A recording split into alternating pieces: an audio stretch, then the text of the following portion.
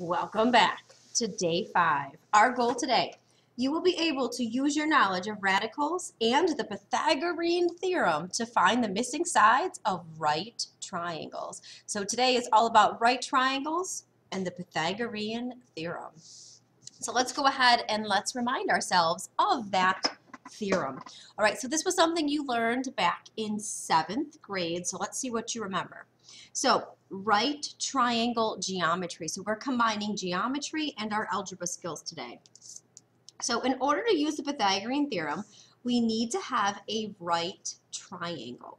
Okay, so you have to have that 90-degree angle in the triangle. All right, we also need to know the names of our sides. So the two legs are the sides that form the 90-degree angle, and then the hypotenuse,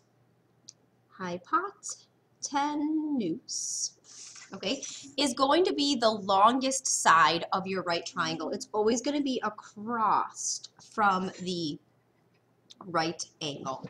Okay, now, so let's remember, what is the Pythagorean theorem? The Pythagorean theorem is a squared plus b squared equals c squared.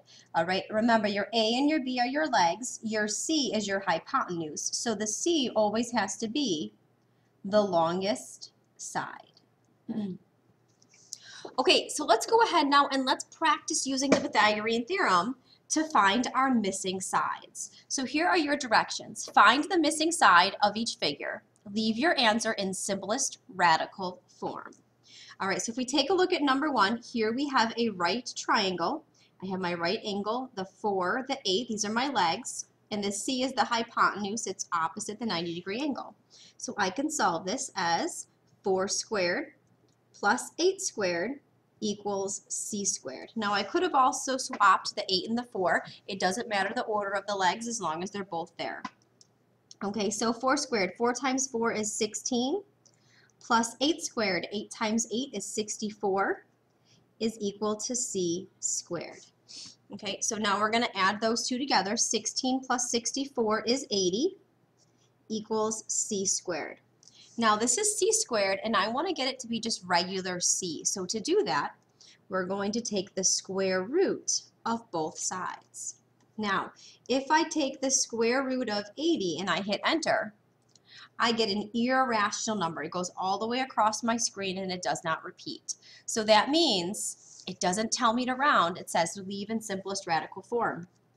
So I'm going to try to reduce this by using our perfect squares. So is there a perfect square that goes into 80? Well, I know 4 does, but if 4 works, we should also, let's try 16. So let's go 40 divided by 16. That's going to work, and that's bigger than 4, so we're going to want to use 16 here. So this is going to become 16 times radical 5. And then we could take the square root of 16 because the square root of 16 is a whole number 4. So that becomes 4 radical 5 is equal to c. And that is your final answer there. Okay, let's go ahead and let's try another one. So number 2, we want to find the value of x here. That's the missing side.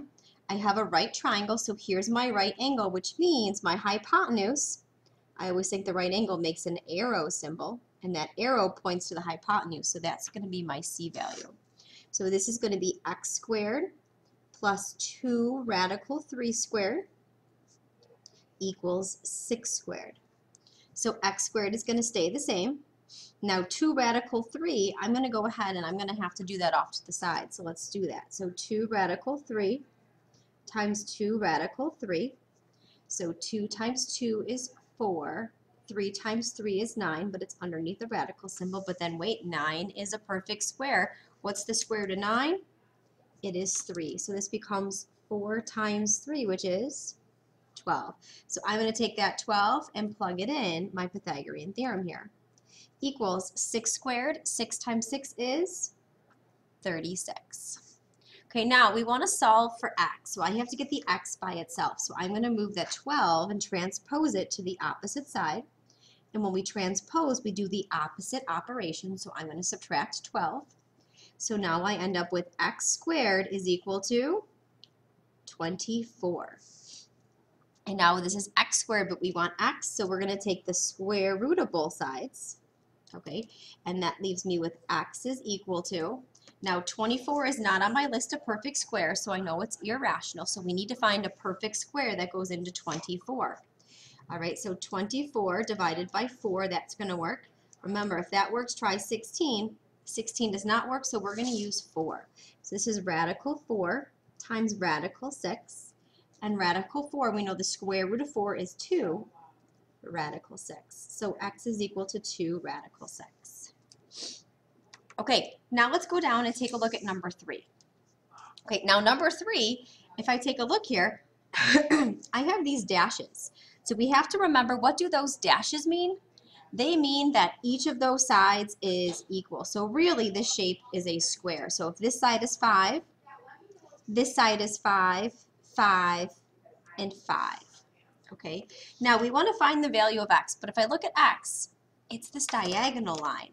So if I look at this shape right here, the diagonal and these two sides together, does that form a right triangle? Yes, it does. If it forms a right triangle, then we can use the Pythagorean theorem to find the value of x. And x is the hypotenuse. It's opposite to the 90-degree angle. So this is going to be 5 squared plus 5 squared equals x squared. So we're going to go ahead and we get 25 plus 25 is equal to x squared. So 50 is equal to x squared. We then take the square root of both sides. So x is equal to, now 50 is not on my list of perfect squares, but is there a perfect square on this list that goes into 50? There sure is. It's going to be 25. And I know that 25 times 2 is 50. And the square root of 25 is 5 radical 2 equals x. Is my final answer. Okay, let's go ahead now and take a look at number 4. So this time, it looks like instead of a square, this time we have a rectangle. But if I look at this side and this side, if I look at x, which is the hypotenuse, together, do those three sides create a right triangle? Yes, they do. So let's go ahead and let's write it out. So here, x is my hypotenuse. So it's going to be 2 radical 2 squared plus 2 radical 7 squared equals x squared. Okay, now I'm going to use a trick here because I know that if I square a set of parentheses with a radical in it, the radical is going to go away. So I'm just going to let the calculator do the work for me here. So parentheses 2 radical 2, go over, end my parentheses and square it. So make sure that you try this in the calculator, make sure you do it the right way. We hit enter and we're going to get, this becomes a whole number 8. Plus, now let's do the second one. So parentheses 2 radical 7, I go over, end my parentheses, square it, hit enter, and we get 28. So you have to be very careful that you put your parentheses in the right spot. Equals x squared.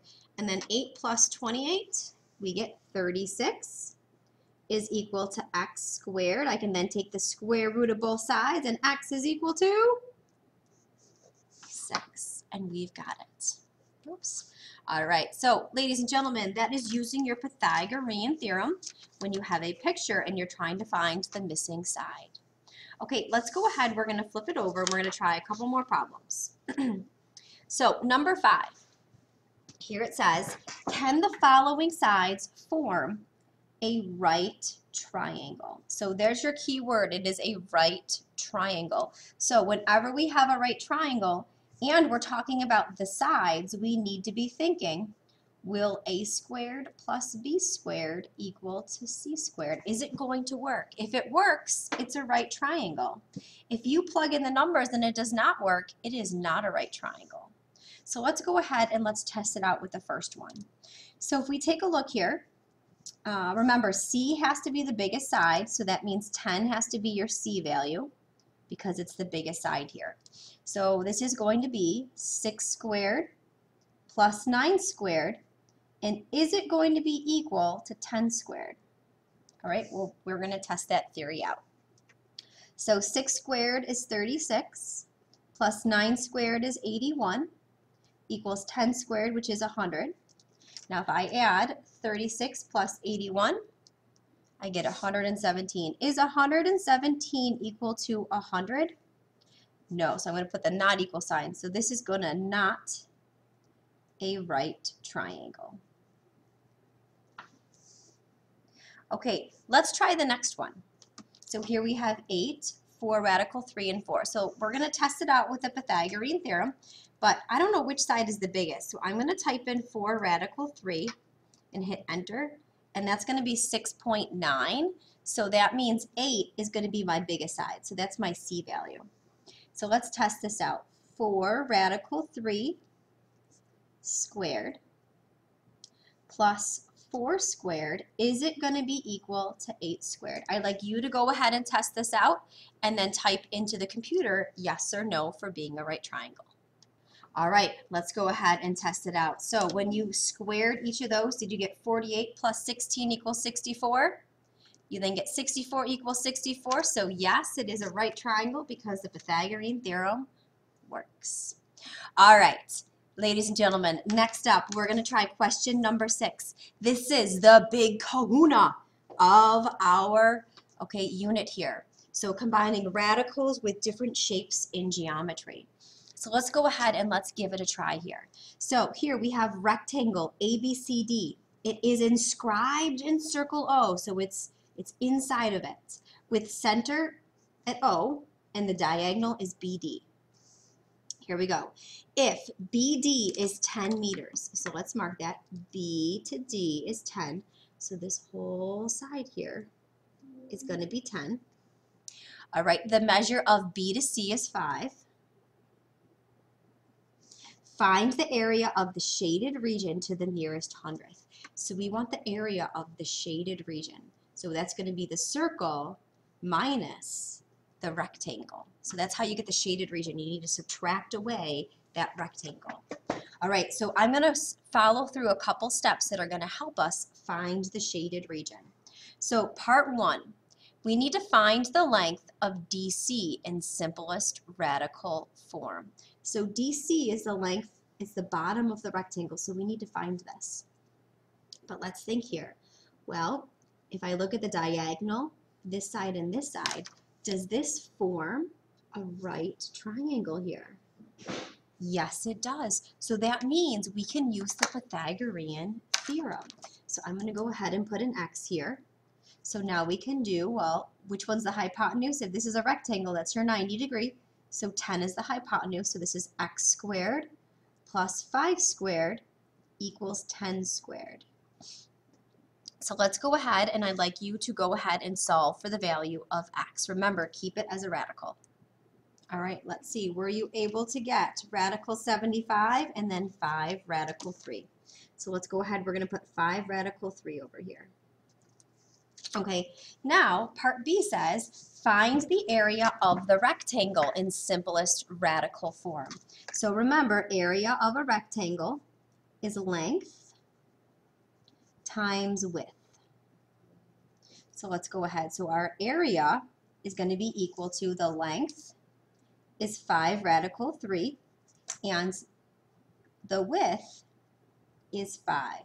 So remember, when we were multiplying our radicals, you multiply the coefficients together. So 5 times 5, 25, and radical 3 just stays the same. Okay, now it says find the exact area of the circle.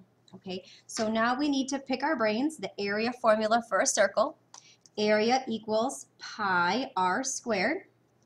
Okay, and over here I know the diameter is 10, so my radius would be 5. So my area is going to be pi 5 squared, which is 25 pi. And since it said exact, we're not going to plug that into the calculator. Okay, so now that we have the area of the circle, now it says find the area of the shaded region. So the area of the shaded region is the area of the circle minus the area of the rectangle. So we're going to go ahead and we're just going to type that in. And we get 35.23, round to the nearest hundredth. All right, so that 3 is going to round to a 4, and you've got it.